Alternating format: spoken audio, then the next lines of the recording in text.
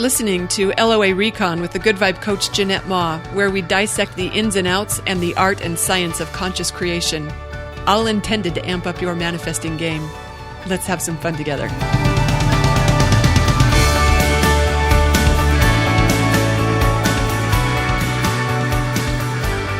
All right, so this is a story I have been trying not to tell, and it won't go away, so apparently I have to tell it in order to be done with it. And this is not how it usually works for me. If there's something I've been thinking about sharing here on the podcast, if I don't either write it down or record it within a couple of days, it'll leave me. I'll totally forget it. It comes and goes pretty easily. But this one is sticky. It's sticky in a way I wish it weren't, because I really don't want to tell it for a variety of reasons. One, I'm not sure about the conclusions that I've made. I might not be right about what's going on here, but also it's terribly unflattering. It's really, really bad. All right, but I got to tell it because it won't go away. This story's from last year. That's how long it's how persistent it is. All right.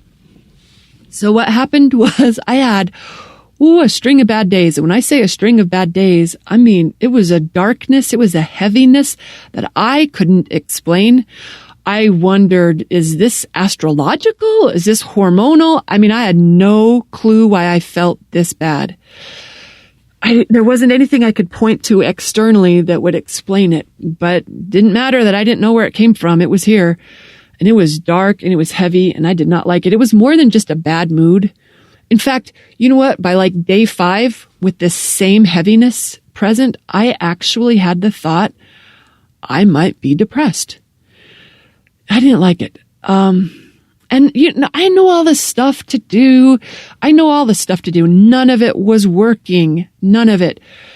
And, so I finally stopped trying to change it. I didn't make peace with it. You know what I did? I got really mean. I got really dark. I got very angry with it. I let it rip in a way like, I don't know I've ever let it rip like this before.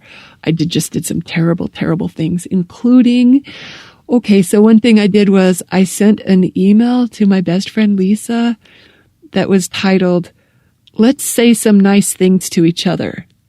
But then in the body of it was a misleading title, because in the body of the email, I said, "But first I'm going to say some mean things." And then I let it rip. Oh my word, I said terrible, mean things. Not to her. Well, to her, not about her. It was about someone else. And they were very, very unflattering, very mean things. And I just let it rip with gusto. You know what, though? Lisa can handle that. Maybe not every person could. It's still not a cool thing to send to anyone. But Lisa is very strongly grounded. I don't have to worry about pulling her into my darkness. But the thing I did after that wasn't very cool. So the other thing I did was, there were a couple. The other one, I had a friend, a really good friend who didn't deserve this and wasn't probably equipped for this, who had said to me recently, "Hey, I love texting you regularly, but it'd be great if we could talk more on the phone." So guess what I did on this day, my day of darkness? That's probably an accurate description of it. My day of darkness. I picked up the phone and I was like, "Oh, you think you want to talk to me? Let's see."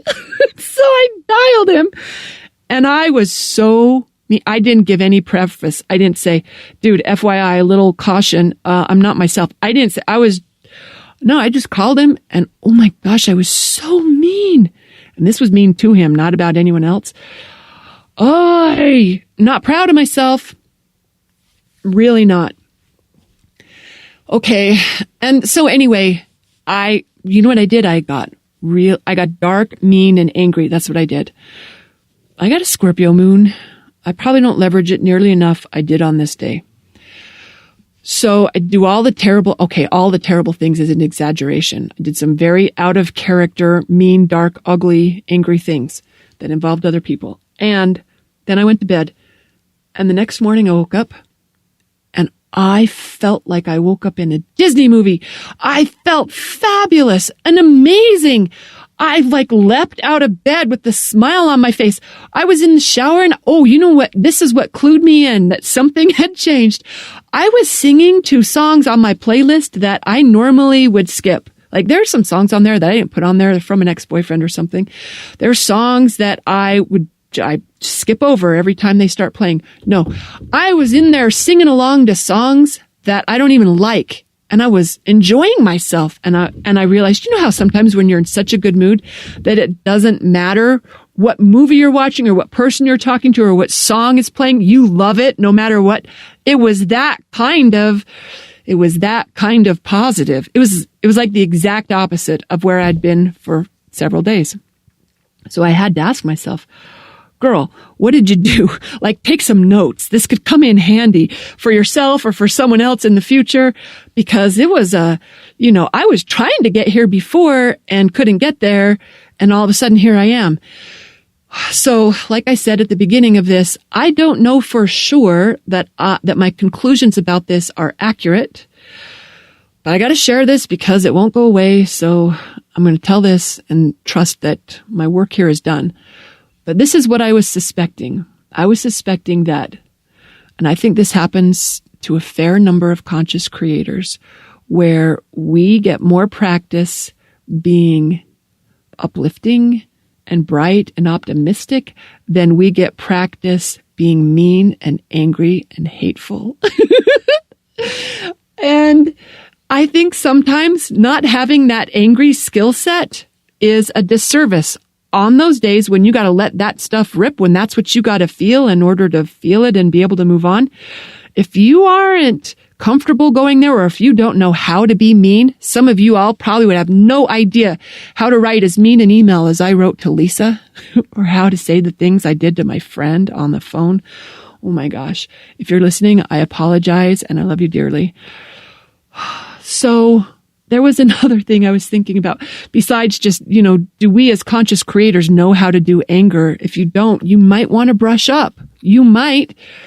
I was thinking about, Amy Adams in that movie Enchanted. I might not be remembering this right because it's been a while since I saw it, but I remember loving. There was a scene where she fell out of her Disney movie and she was like in real life and something happened and she shows up in real life. She's still like the Disney princess, but then something happened and she got angry. And it was the first time she had been angry because in her Disney world, she had never done anger before. Oh, but she got angry about this. And so she did anger. Oh, can you hear the way I'm smiling? She did anger and she loved it. Oh, she loved it. It kind of feels to me like we have a prejudice for certain emotions and feelings, and like we hold at bay others that I don't think necessarily does us good service. I think it would be good if we just let it rip all up and down that emotional scale. I don't know. I don't know how else to explain that. It wasn't until I was really dark and mean and angry, I was fully owning it in a way that I hadn't been. But as soon as I did that and then went to sleep and woke up the next day, all of a sudden I felt cured of that darkness. I don't know what other conclusions to come to, unless maybe it truly was just astrological or something else and some other switch flipped and it was just a coincidence that it happened on the heels of that terrible email and phone call. And, there was some other stuff too. Like in my house, I might have slammed a few cupboards. Oh, I might have kicked a, what's it called when you have a bouncy chair instead of a regular chair at your desk? I kicked one. Oh, I was very mean and angry. And it seemed to have broken the evil spell. So if you don't know how to have a day of darkness, you might want to brush up for the next time you are having a funk that you can't shake. This might be the ticket out. I don't know for sure. I'm just saying. Thanks for listening. I hope there's some value in this. Even if just entertainment value. If you laughed, then I'm satisfied. Thanks for listening, everyone. Big love.